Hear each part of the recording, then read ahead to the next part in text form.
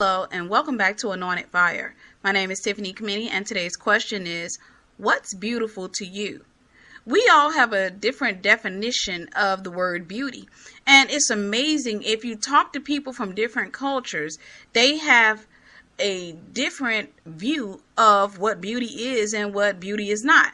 In our culture, what we tend to do is we take somebody else's word for beautiful. So if somebody says that certain features, if we hear a lot of people saying that certain features are beautiful, a lot of times we'll take on their mindsets, and it's not deliberately, because sometimes we'll see somebody that we don't think is so handsome or so cute, and we'll vocally express that. We'll express that to others. We'll say, well, he's not cute to me. But at the same time, we have taken a lot of people's views of what beauty is and what beauty is not. And you'll find that in some Asian cultures, what's considered beautiful is a woman who has a long neck. And it looks grotesque to us. It's taboo. They put a bunch of rings around their necks, starting from when they're children, to elongate their necks, and that's considered beautiful. In a lot of Japanese cultures, the women slide their feet across the ground, and that's why you'll see a lot of Oriental women, they will slide their feet. They don't pick their feet up when they're walking because that's considered beautiful. If they're pigeon-toed, that's considered beautiful. So what we've done is we've picked up these cultures. What we think of as beauty is nothing more than a culture. It's what we've taken from our culture. Our culture says that having certain features is beautiful. And for this reason, a lot of women decide that they aren't beautiful or certain people aren't beautiful. And this pretty much limits them in their lives, because a woman who doesn't feel beautiful will restrict herself to certain things because she thinks that certain rights belong to women who are labeled as beautiful. But just what is beautiful? What do you consider to be beautiful? If you go to my blog, Wiser Still, you'll see a page up that says what's beautiful to you. Click on the link and you'll see a bunch of photos. I've taken those photos off a site called imagine.com, so I want to make sure that I give them credit. But I've taken those photos off of a site called imagine.com, and I've listed them up, and I want you to look at those women, and I want you to decide who's beautiful to you and who's not beautiful to you, and ask yourself why. You see, what we've done in our culture is we've taken on, like I said, the mindset of a lot of other people. And because we've taken on that mindset, you'll notice that some of the women that you don't consider to be very beautiful have certain features. They may have a wider nose or a more pointed nose. They may have straight hair or they may have kinky hair. There are some features that you don't think of as beautiful. And if you'll notice, most women have features that they don't like in themselves because that goes against their idea of beauty. Because when a lot of times I talk to a woman, and I may be talking to a woman who's beautiful to me, and she may be beautiful to a lot of people, but she'll have some feature that she doesn't like about herself. Maybe it's her eyes, maybe it's her nose, maybe it's her lips, maybe it's her hair. There's something about herself that if you ask her if she could change, she will want to change at least that one thing about herself. And that's because culture has defined beautiful to her, and according to culture, that particular feature is not beautiful. So she wishes that she could get rid of that feature so that she can be beautiful to culture. And because it is, a lot of women, whenever we talk about courting, a lot of women pretty much restrict themselves to certain types of men, and they don't think they're worthy of a man who looks a certain way or earns a certain income based on how they look, because they think, well, a man who has a lot of success may not be interested in me because of my features. I don't have this feature, or I don't have that feature.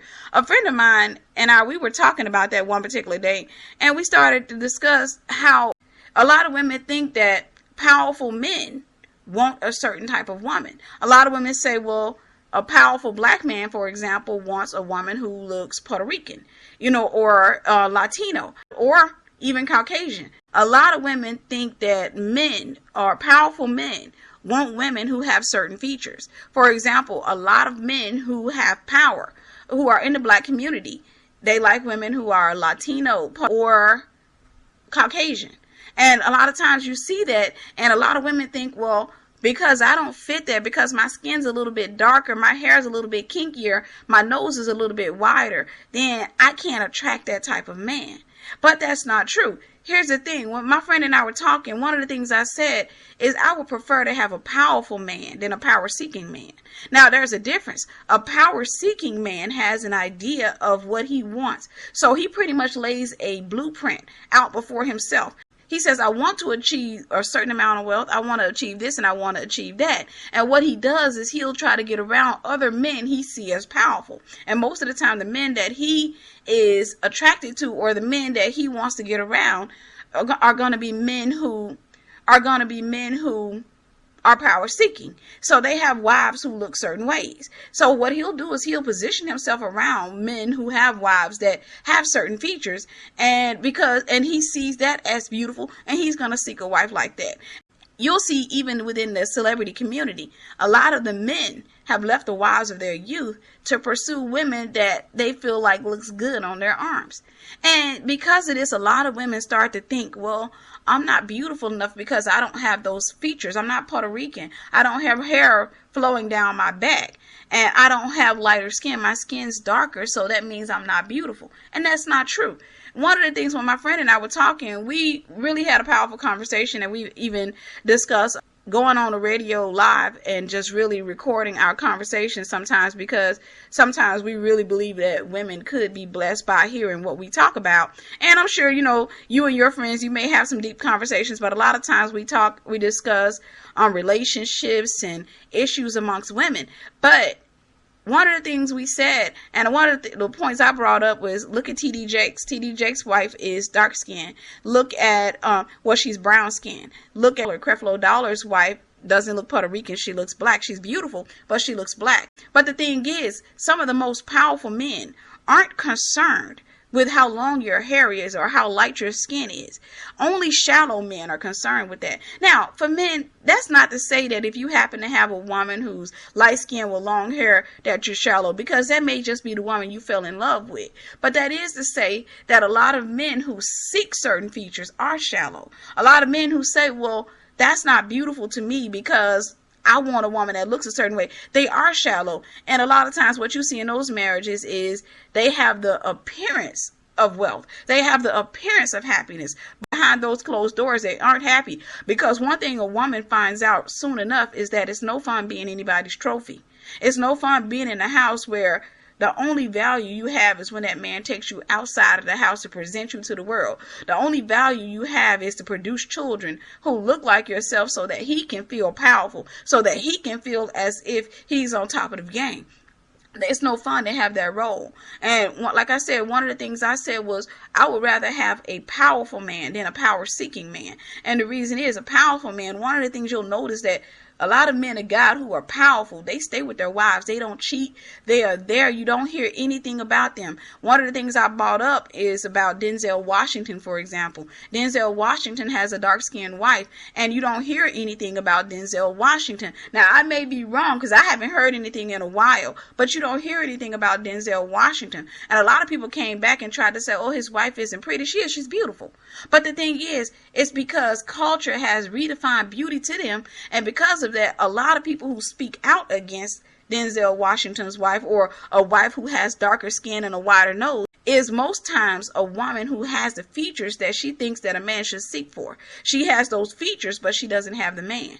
For that reason, you find a lot of women who are absolutely gorgeous by American cultural standards who remain single for the rest of their lives. I can't tell you how many women that I have talked with or counseled who are absolutely gorgeous, but they've been nothing more than relationship buddies. They've been nothing more than bed buddies for some men. It's a trap for them too, because a lot of women who don't feel like they're beautiful, they feel like they got the wrong end of life. They feel like they didn't get a fair hand in life. And because of that, they walk around with this victim mentality. Well, let me tell you, a lot of women who are absolutely gorgeous by worldly standards or by American cultural standards, they don't feel like they got a fair hand as well, because they were taught that they were beautiful. Everywhere they went, they were given attention. So in their mind, they felt like their beauty was enough to bring a man in. They felt like their beauty was enough to get the man of their dreams. And a lot of them ended up getting into relationships with men who were the men of their dreams per se. But those relationships didn't last. And if you find them when they're in their 40s, they've been passed around A lot. They've been in one relationship after another, but they never worn a ring on their finger. They've never been married. And the ones who were married, their husbands continually cheated on them for women who they didn't feel were as beautiful as themselves, or their husbands cheated on them for women they felt were more beautiful than themselves. And the reason this happened was because the men were shallow. Those men didn't go into those relationships because this woman is deep and wise and she's a woman of God and I love her. They went into those relationships because that woman looked good on their arms. They wanted to come out and just be admired by everybody. That woman was nothing more than a car to them. You know, you have a lot of men who go out there and they get these cars and they paint them, put rims on them, and they do everything that they can to make those cars look good. And they use those cars to draw women after themselves. They use those cars to go out there and they try to impress other guys and they try to impress women so they can get with as many women as possible. Well, a lot of women who are considered extremely beautiful by cultural standards have been used by men to draw other women to themselves. A lot of men come and get with those women simply because they're beautiful, they look good on their arms, but at the same time, by having her, other women are attracted to those men. And by having her, they can go out there and pretty much choose any woman they want to be with. And a lot of women, even in the celebrity community, are used like that. A lot of women are taken in by men who have a big appetite for women.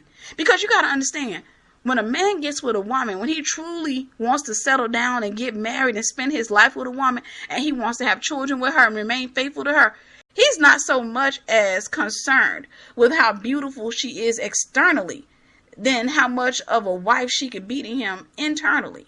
Of course, he wants a woman that he's attracted to, but most men aren't going to marry the most beautiful women they've been with. And the reason is because beauty is vain, it's fleeting. It's not something that makes one woman greater than the next. What makes a woman great is the amount of wisdom that's on the inside of her. Because if she can clothe herself with holiness, then she's beautiful and attractive to God. And what she's going to do is she's going to attract the favor of God. And when a man finds her, he finds favor of the Lord.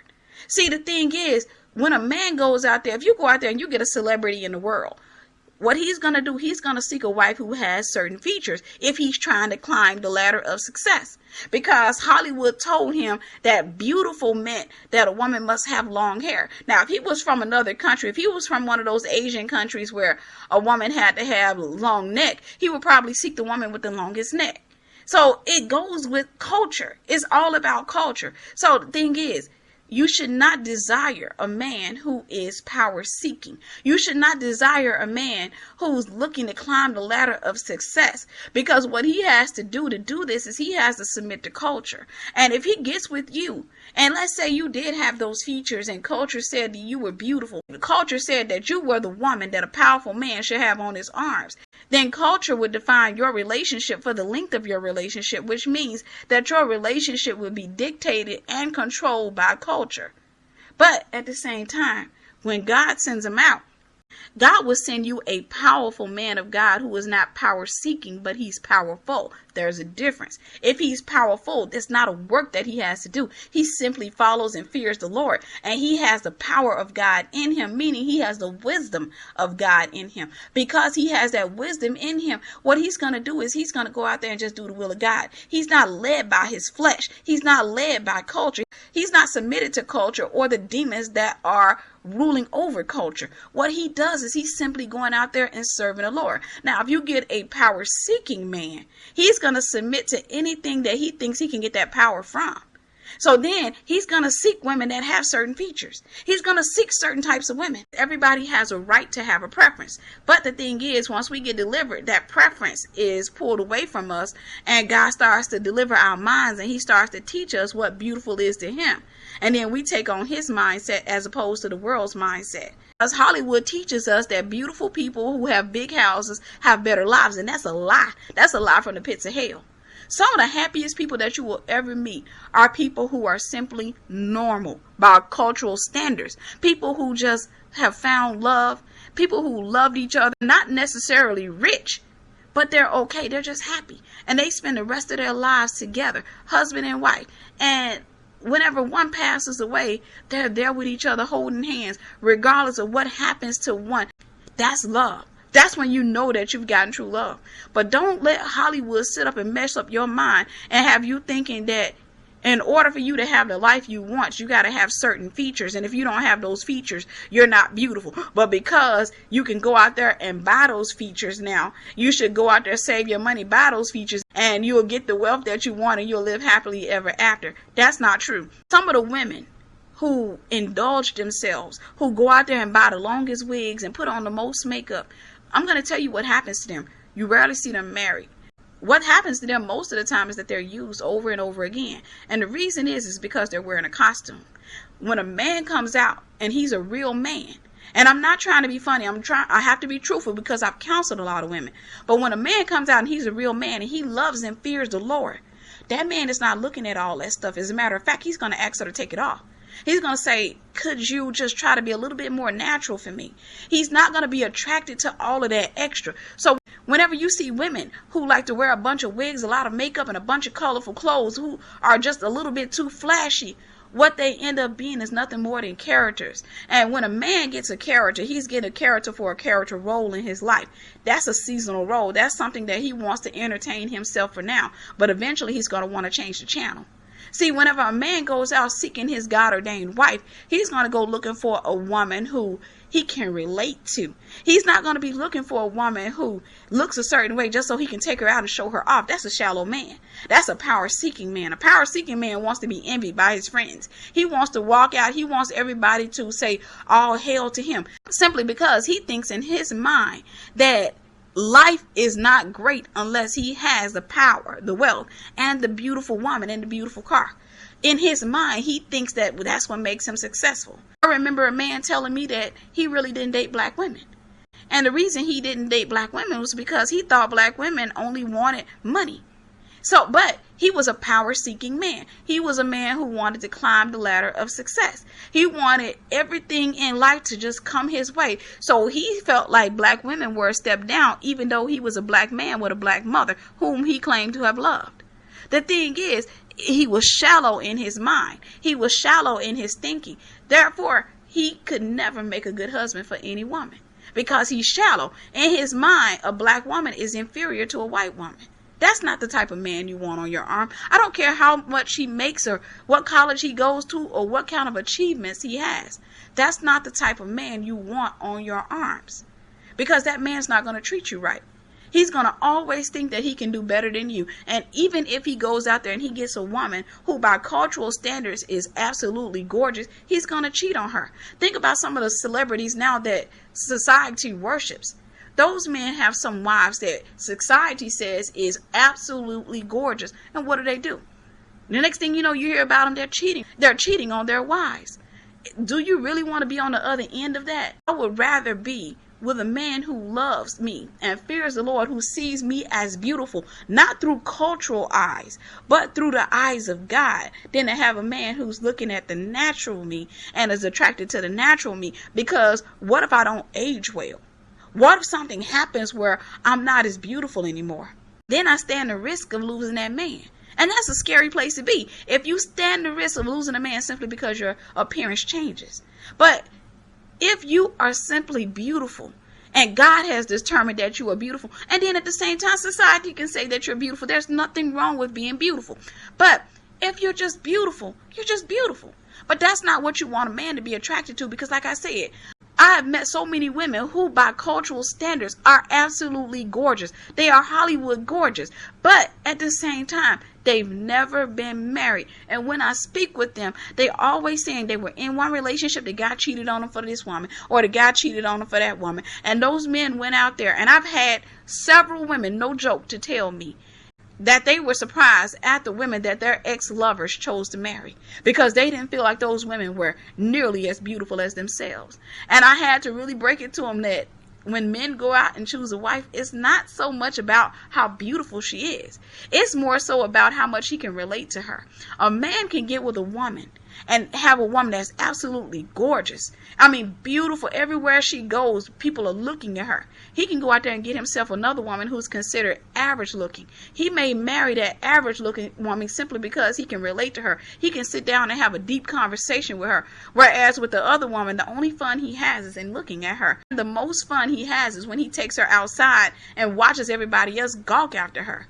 But he can't relate to her. He can't talk to her on a deeper level. So what he does is he'll go out there and he'll leave her. He'll abandon that relationship. And the next thing you know, he's going down to the altar with a woman society says is average looking or unattractive. And he gets married to that woman and he remains faithful to her for the rest of his life. Why did he do that? Because when he was seeking a wife, he was seeking somebody that he could relate to, somebody that he can talk to, somebody he was attracted to, but is not in who's the most beautiful. Because if you get caught up in that stuff, then what you're going to do is you're going to start burying yourself under a bunch of stuff that you think that makes you beautiful. And you're going to disregard the inner woman trying to decorate the outer woman like a Christmas tree. You're going to be always trying to make yourself beautiful on the outside that you're going to start to neglect the woman on the inside. You are not your flesh. If you allow Hollywood to tell you what beautiful is, then what you're going to do is you're going to always be running out there trying to do extra stuff to yourself to make yourself beautiful. That's why you will see a lot of women who decorate themselves a lot. They say there's nothing wrong with being beautiful. Why? What they're saying is I'm not beautiful unless I'm putting these things on myself. A lot of women who decorate themselves don't think they're beautiful outside of their makeup. And you see, I was one of those women, but God had to deliver my mind. When he delivered my mind, I can look in the mirror now and I see a beautiful woman looking at me, whether I'm decorated or not. I can go and decorate myself if I want to, and I'm still just as beautiful as if I'm not decorated.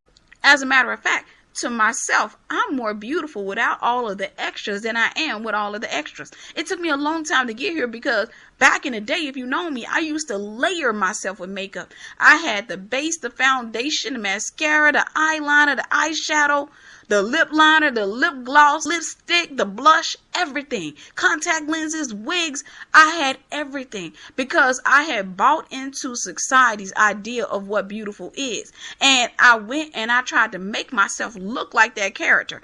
But when God delivered me and God started to open my eyes, I looked in the mirror. I did not recognize myself. When I looked in the mirror, I saw a woman looking back at me, and that was not me. And I didn't want any part of her because she represented the dead me, the old way of thinking. Sure, I wear makeup from time to time, but I don't wear that much. I don't wear even 50% as much as I used to wear. Why? Because I'm content as I am. I'm happy as I am. I'm beautiful as I am. And any man who does not see me as beautiful is not my God ordained husband anyway. So why do I care what he thinks?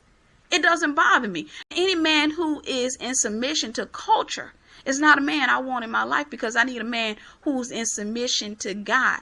So the message here is, woman of God, you may not look a certain way, but don't take that to mean that you're not supposed to be with a powerful man of God, or that your man of God is not going to be as beautiful or as powerful as some other woman's man of God. Don't take it to mean that, because if you really let God change your mind, one thing God's going to teach you is that it is better, far better, to have a powerful man than a power-seeking man. It is better to have a man who walks in the power and the glory of God, who can come into a house, hear you coughing, and cast that sickness out of you through the power of God, through the blood of Jesus Christ, than it is to have a man who can come in and look at you and take a picture of you, but he has no power. He can look at you and talk about how pretty you are, but he has no power. The only power he has is what society has given him. And you got to know one thing about society is that they give power and they take it away. They change their mind about people all the time. The people who are at the top today are destined to fall to the bottom tomorrow. Because what happens is people who celebrate them find somebody else to celebrate. And once they find somebody else to celebrate, they find their old idols and they begin to destroy their old idols. They begin to tear them down. They find fault in them. They put that all over the news. They humiliate them. They tear them down publicly because they are no longer their idols. They're no longer idolizing those people. They have new idols. They got new gods to worship. I would rather have a man who is powerful than a man who's power seeking. A man who comes in and he can see the beauty of me. Not just the external beauty, but the internal beauty. The beauty that never ages. The beauty that never cracks. The beauty that continues to get better as I age, as I get more word in me. That's the man I want, because regardless of what happens, he's going to be attracted to me for the rest of my life. As opposed to having that man, like I said, who can only see the external woman. That man that's only attracted to the external woman, because I got to tell you, You can be the most beautiful woman to society and still have a man at home who's disgusted by you simply because he's gotten to know your flesh. He's gotten to know you from the inside out. And once you get to know a person, they're not that pretty to you anymore. If he can't relate to you, he can't have a deep conversation with you, he'll get turned off by you, and he'll even get irritated by your ways. He'll start thinking that, oh, you think you're this and you think you're that. He'll start trying to tear you down simply because he's watching you walk around the house and he feels like you don't know nothing. He feels like you're just there, you're shallow, and he'll tear that woman down. He'll sit back and he'll talk reproachfully against her or to her. He thinks that she's nothing more than a dummy wrapped in beautiful flesh. And he'll toss her away. And he'll say, well, any man who gets her, well, I'm not worried about it, because people will come back and say, man, you stupid for letting that girl go. That girl is absolutely gorgeous. And what does men like that say? She may be pretty, but try living with her. Don't get caught up in society's definition of beautiful. Don't get caught up in society's definition of powerful. You shouldn't want a power-seeking man. Wait on God for your powerful man of God. It's far better to have a man walking around your house who walks in the power and glory of God than to have some power-seeking man who's climbing to the top, who absolutely must have you looking a certain way when you go outside. You got to keep yourself decorated, and you got to force a smile on your face even when you're not happy, simply because his image is everything to him. You're nothing. His image is everything to him.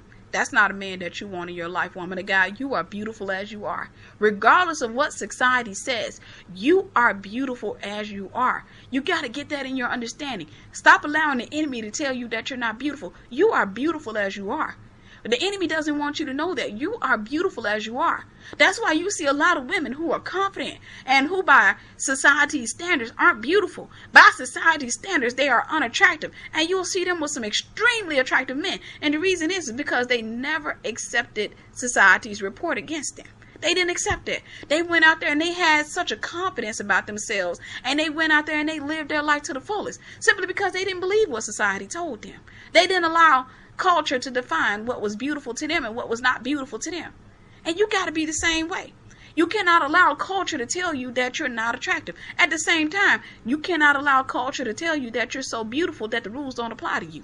You can't allow culture to tell you that because you're beautiful by default, you're going to end up with a powerful man.